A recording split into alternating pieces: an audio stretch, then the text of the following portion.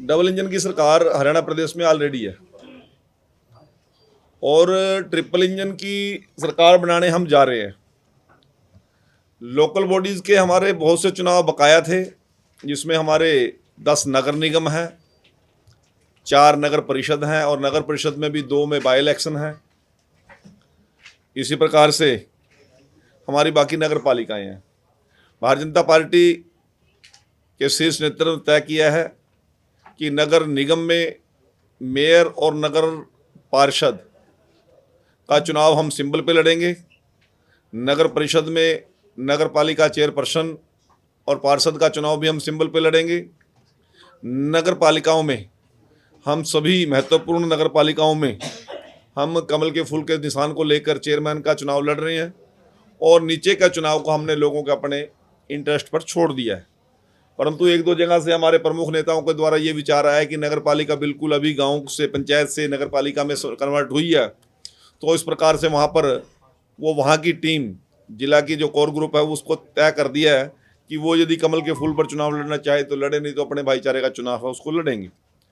हमारे सभी के सभी कैंडिडेट्स का नॉमिनेशन हो गया, सभी पार्षदों का नॉमिनेशन हो गया और नॉमिनेशन होने के बाद आज सिंबल अलॉटमेंट का 19 तारीख थी प्रोसेस था, उसमें हमारे सभी लोगों को सिंबल अलॉटमेंट हो जाएंगे।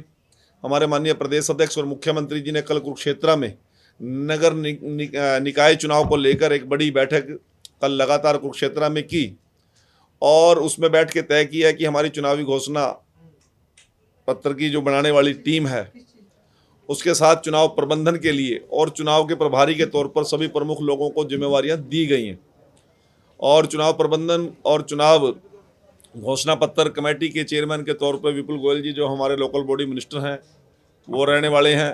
उनके साथ प्रदेश महामंत्री के तौर पर मेरी जिम्मेवारी लगी है और शक्ति रानी शर्मा जो पूर्व में मेयर अम्बाला रही आज विधायक हैं, निखिल मदान जो पूर्व में मेयर सोनीपत रहे हैं वो भी आज विधायक हैं, उसके साथ साथ पूर्व मेयर मदन चौहान जी यमुनानगर, वेदपाल जी एडवोकेट और विजयपाल जी एडवोकेट सफीदों से, और उसके साथ साथ नगर निगम के पूर्व मेयर काफ़ी लोगों की एक कमेटी बनाई गई है। हमने लोगों से सुझाव आमंत्रित किए हैं और सुझाव आमंत्रित करके कल 1 बजे गुरु कमल कार्यालय जो बीजेपी का गुड़गांव में है उसमें वो बैठक होगी। उसके बाद हमारी कोर ग्रुप की मीटिंग होगी और उसके बाद हमारे प्रभारी और हमारे माननीय मुख्यमंत्री और हमारे प्रदेश अध्यक्ष बैठकर सभी लोगों से जिन लोगों को ड्यूटियां तय की गई हैं उनके साथ बैठकर आगामी चुनाव की रणनीति बनाएंगे।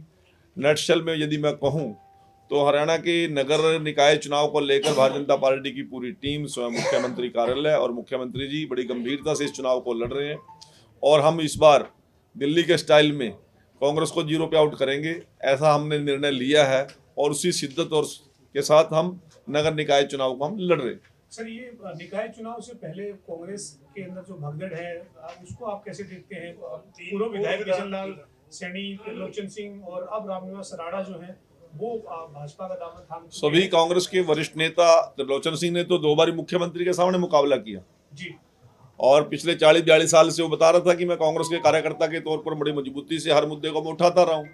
परंतु एक बात जो उसने सबसे महत्वपूर्ण कही कि चुनाव की पोलिंग से 2 दिन पहले मेरे को थ्रेट दिया और कांग्रेस पार्टी के बड़े नेता ने दिया कि सरकार हमारी बन रही है और आपको हम 2 दिन के बाद देख लेंगे।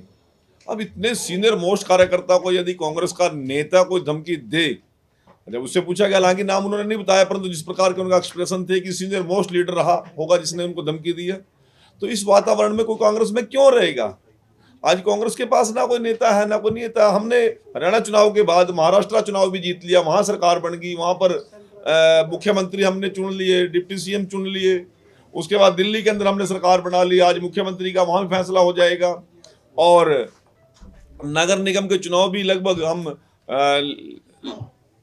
कंप्लीट हो ही जाएंगे, परंतु अभी तक उनके पास नेता प्रतिपक्ष का चुनाव अभी तक वो नहीं कर पाए। हमने 2 विधानसभा के सेशन निकाल दिए, उनके पास नेता प्रतिपक्ष नहीं है। आज जिस प्रकार की कांग्रेस की दुर्गति है और किस प्रकार कांग्रेस की स्थिति है, ये एक बड़ी चिंताजनक बात है और कांग्रेस का लोकदलीकरण इससे पहले शायद लोकदल का भी लोकदलीकरण नहीं होगा जो कांग्रेस का आज लोकदलीकरण हुआ। लेकिन जयप्रकाश जेपी अभी कह रहे थे सर, आज जो चंडीगढ़ में थे वो कह रहे थे कि जो ये बीजेपी में जो नेता जा रहे हैं तो पहले ही अप्रत्यक्ष तौर पे भाजपा की मदद विधानसभा चुनाव में कर रहे थे, अभी चले गए हैं तो ये एक्सपोज हो गए हैं, बाकी ये तो पहले से बीजेपी के साथ मिलकर काम कर रहे थे, उनका ये आरोप था सर। कांग्रेस का तो मीठा मीठा गप कड़वा कड़वा थू एक बहुत बड़ी परंपरा पुरानी चली हुई है। और यदि जयप्रकाश जी से आप पूछ ही रहे थे फिर पूछ लेंगे जी भाई, ये आज आप दो ना बयान, भाई हमारे कांग्रेस के कार्यकर्ता नहीं है जी, उन्होंने दिया बयान ऐसा कोई? वो कह रहे हैं कि बीजेपी के लिए काम करते हैं। नहीं, वो दे ना बयान, ये भैया कांग्रेस के कार्यकर्ता नहीं है और ना कभी कांग्रेस में रहे हैं जी और हमें कोई सस्ती लोकप्रियता की जरूरत भी नहीं है। अब बिशन लाल सैनी तो कांग्रेस की टिकट पे चुनाव लड़के आया जी, तो उसको जुटला देंगे क्या? वो राणा भी चुनाव लड़के आया तो उसको जुटा देंगे। त्रिलोचन ने पिछला नायब सिंह सैनी जी के सामने भी चुनाव लड़ा विधानसभा का, माननीय मनोहर जी के सामने भी चुनाव लड़ा, शायद सुमिता जी लड़ी इस बार, तो इस बार जगमोहन जी के सामने तो, परंतु पिछला चुनाव 2 लड़े उसने। अब वो किस प्रकार की बातें कह रहे हैं, मुझे नहीं लगता कि कोई ये कांग्रेस के किसी गंभीर नेता का कोई बयान है। और गलती आदमी स्वीकार करने की बजाय दूसरों के गल नहीं मंडने चाहिए। ये कांग्रेस की रीति नीति कांग्रेस को हानि पहुंचा रही है और कांग्रेस में कार्यकर्ता कोई सम्मान नहीं है, इसलिए लोग कांग्रेस को छोड़ रहे हैं। अशोक अरोड़ा ये कह रहे हैं कि धन बल का इस्तेमाल कर रही है बीजेपी, अघोषित इमरजेंसी लगाने का काम कर रही है, प्रत्याशियों को जिस तरीके से नामांकन वापस करवाए हैं या फिर जो है जिस तरीके की ज्वाइनिंग। आज क्या दिन है? बुधवार है। अशोक अरोड़ा जी आए होंगे आज विधानसभा किसी न किसी कमेटी की मीटिंग लेने के लिए, पूछ लेना। यदि आपके पास कोई प्रूफ है तो दिखाए ना, फिर वो आपके सामने लाए, मीडिया के सामने लाए, कोर्ट में जाए, पुलिस में जाए, कुछ तो करे ना।